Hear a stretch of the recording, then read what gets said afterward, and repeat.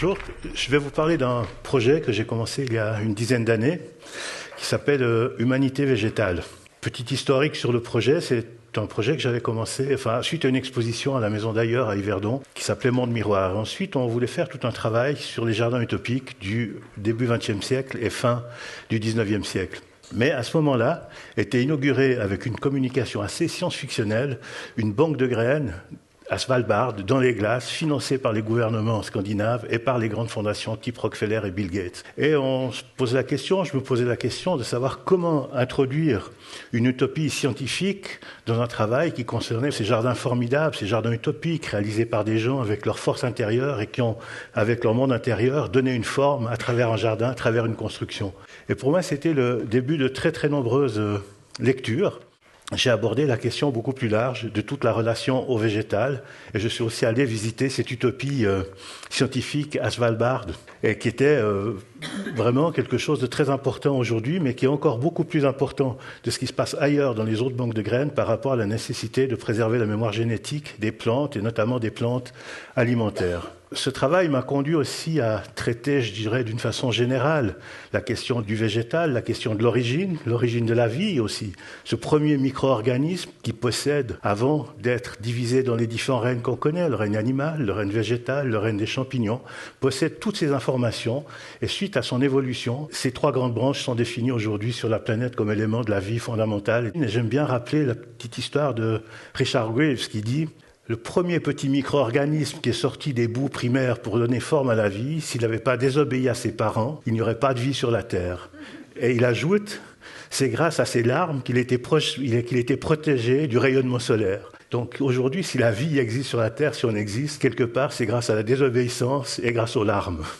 Après, évidemment, je me suis intéressé à la question de l'origine des plantes. Comme vous le savez sans doute, sur la planète existent des centres des plantes alimentaires. Par exemple, les forêts de pommiers sauvages au Kazakhstan sont le centre d'origine des pommes. Ce qu'il faut s'imaginer, c'est qu'avant l'invention des bateaux, il n'y avait pas de pommes aux États-Unis. Et que petit à petit, les plantes alimentaires, les pommes qui étaient au Kazakhstan, dans des forêts de pommiers qui existent encore aujourd'hui, les tomates et les pommes de terre, qui, en parenthèse, sont la même espèce, viennent du Pérou. Et c'est à travers les vents, c'est à travers les circulations d'eau, c'est à travers l'air, les oiseaux, et ensuite à travers les échanges des humains, que petit à petit, les plantes ont colonisé la planète. Donc je me suis intéressé à toute cette histoire et j'ai découvert au cours de mon travail l'Institut Vavilov à Saint-Pétersbourg, qui est la plus ancienne banque de graines au monde. 80% des variétés qui sont dans cette banque de graines n'existent nulle part ailleurs. Créée par Nikolai Vavilov, qui est né en 1875, et Nikolai Vavilov choisit l'agronomie et la génétique parce qu'il veut résoudre les problèmes de famine endémique en Russie. Vous savez qu'en Russie, au XIXe siècle, il y a quelquefois 700, 800 000 morts de faim dans les campagnes. Et il se dit, mais vraiment, une conviction profonde, je dois trouver une solution pour résoudre ces problèmes alimentaires. Et il choisit la génétique, l'agronomie, il se forme auprès des grands agronomes européens, des généticiens, et il a découvert sur la planète 7 des centres d'origine de des plantes alimentaires. Aujourd'hui, on en détermine 8. Et il fera à peu près 200 expéditions à travers la planète, donc soit 140 sur le territoire russe et une soixantaine à l'étranger, financées par Lénine et soutenues par le régime de l'époque. Mais quand Staline arrive au pouvoir, grande dissension entre Vavilov et Lysenko et Staline. Pourquoi ? Parce que la question de la génétique est quelque chose qui n'est pas accepté par la pensée du matérialisme. C'est-à-dire qu'on pense que c'est dans le matérialisme, c'est les conditions extérieures qui vont déterminer comment peut être une plante, mais aussi comment peut être un homme, avec les catastrophes qu'on connaît avec cette idée. Donc Vavilov, après avoir fait cette expédition, je vous dis juste quelque chose d'incroyable. Aujourd'hui, dans la banque de graines de l'Institut Vavilov à Saint-Pétersbourg, c'est 50 000 variétés de blé. C'est 4500 variétés de pommes de terre, c'est 800 variétés de cassis. Et c'est un trésor absolument exceptionnel qui est dans cet institut, qui travaille dans des conditions, comme vous le voyez, extrêmement modestes. Donc je reviens en arrière. Et quand Vavilov est accusé par Staline d'être le causeur en fait, de l'échec du plan quinquennal, il est condamné à la prison à vie. Et ensuite, une fois qu'il est emprisonné, il est condamné à mort. Et en 1943... Vavilov avait demandé en 1941 que sa condamnation à mort soit perpétuée d'une peine à perpétuité, emprisonnement à vie. Mais en 1943, il meurt de faim dans les prisons de Staline. Aujourd'hui, l'Institut Vavilov continue d'exister, continue son travail, continue de régénérer les différentes variétés. Et ce qui est très important, c'est que l'esprit de Vavilov existe encore de cet institut, et c'était de dire, pour préserver la mémoire génétique des plantes cultivées, il faut les régénérer en champ, et pour préserver la mémoire génétique des plantes qui sont alimentaires à l'état sauvage, il faut préserver ces états sauvages pour pas qu'il y ait d'influence de l'homme, d'influence de croisement artificiel par rapport à l'évolution. Et le travail qui est fait de cet institut est vraiment fondamental par rapport à l'avenir aujourd'hui de la planète, parce qu'on est confronté à des changements climatiques, on est confronté à des changements géologiques, on est confronté à toutes sortes de problèmes, et on doit trouver des variétés qui peuvent se développer et qui peuvent être adaptées à ces nouvelles conditions. Important, pourquoi? Parce que, autre aspect que j'ai abordé aussi dans mon travail est la question des villes. Je pense qu'aujourd'hui, il y a une grande fragmentation entre la ville et la campagne, mais les villes posent aussi d'énormes problèmes.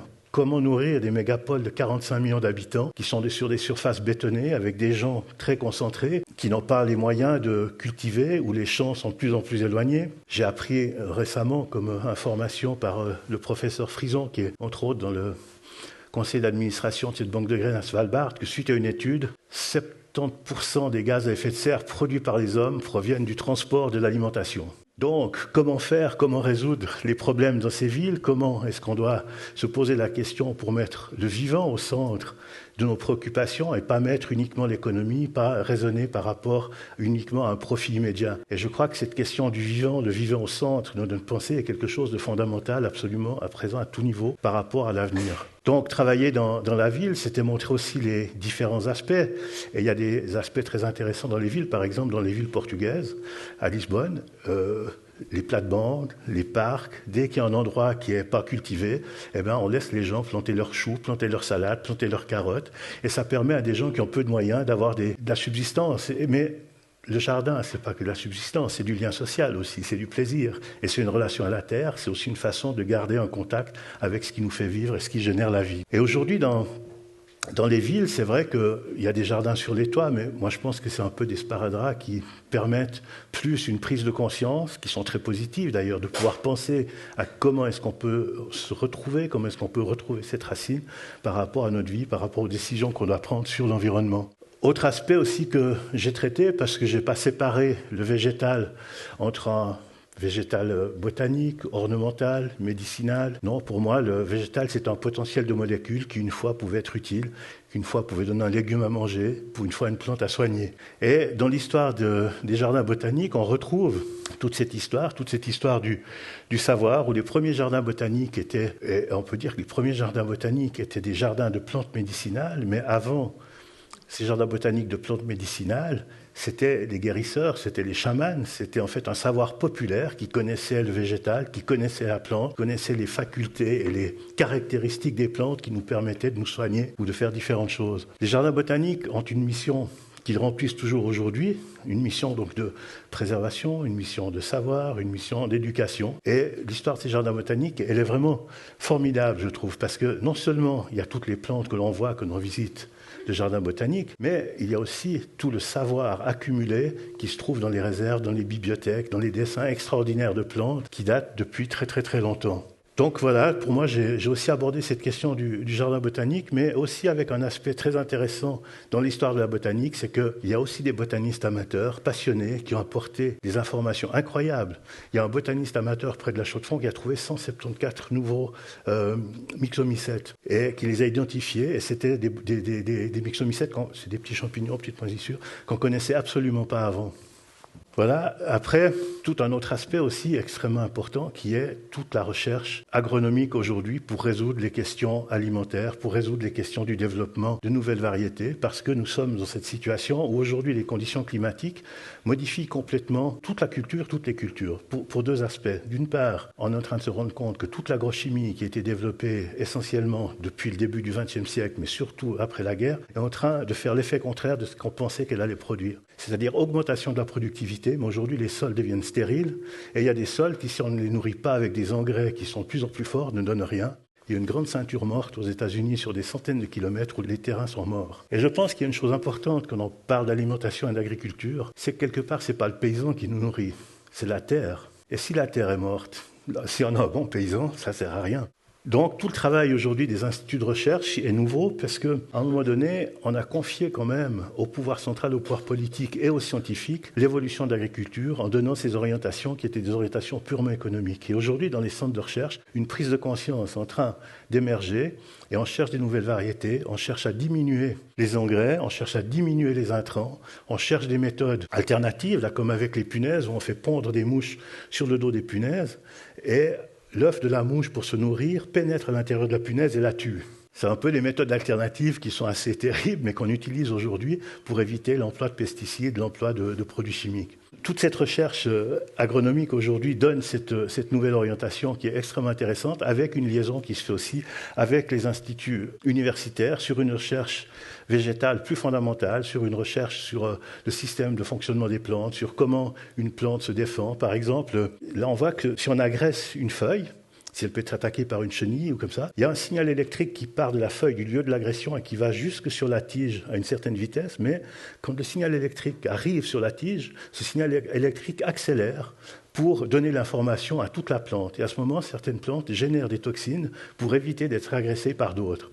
Voilà, c'est un grand tour, c'est un grand panorama. C'est vrai que j'ai travaillé pendant 10 ans et là, il faut être extrêmement synthétique. Et il y a des choses qui me touchent énormément, autant dans les jardins utopiques que dans les personnes qui s'engagent. Et à travers ce grand voyage végétal, ce grand périple, j'ai rencontré Julio Onco, qui est un paysan péruvien qui travaille à 4800 mètres d'altitude, c'est-à-dire c'est le sommet du Mont Blanc, et cultive 380 variétés de papas primitivas, c'est-à-dire des pommes de terre primitives qui font partie de l'agriculture et de la culture des Incas et qu'il a, par intuition, par générosité, par envie, qu'il a décidé de sauvegarder. Il avait repris l'exploitation de son père où il y avait 80 variétés, lui il en a 380. Et c'est formidable comment l'énergie d'une personne arrive en fait à bouleverser des montagnes, à faire des collections incroyables. Et ce qu'il faut savoir avec la pomme de terre, c'est que les pommes de terre, elles germent. Donc si on ne les replante pas chaque année, toute la collection est fichue. Donc ça veut dire que chaque année, il faut les récolter, il faut trouver les meilleurs spécimens, il faut les préserver.